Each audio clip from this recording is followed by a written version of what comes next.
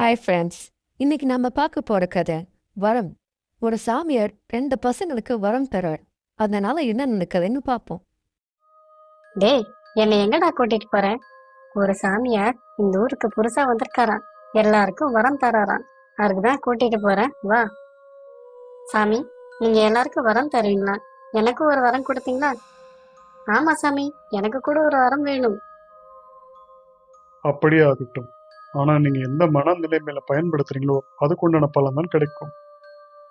2 பேருக்குமே ஒரு வரம் கிடைச்சது.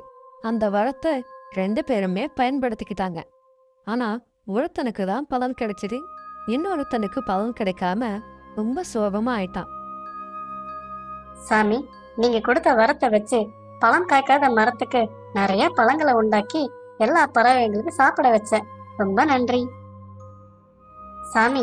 நானும் இதே முயற்சியில எல்லா பழத்தையும் நானே சாப்பிடணும்னு நினைச்சேன். ஆனா எந்த பலனும் கிடைக்கலையே. ம் இந்த பையன் என்ன செஞ்சான்? பொது நலமா எல்லா பறவைங்களுக்கும் பசியாட்டினான். ஆனா நீ என்ன செஞ்ச? சுயநலமா எல்லா பழத்தையும் நீயே சாப்பிடணும்னு நினைச்ச. எந்த பலனும் இல்ல. இந்த கதை எப்படி இருந்துச்சுன்னு கமெண்ட்ல சொல்லுங்க. இதே போல நிறைய கதைகள் காத்துட்டு இருக்கு ஃப்ரெண்ட்ஸ். அதுக்கு நம்ம ஆரம்பிச்சு சேனலை ஃபாலோ பண்ணிக்கிறேன்.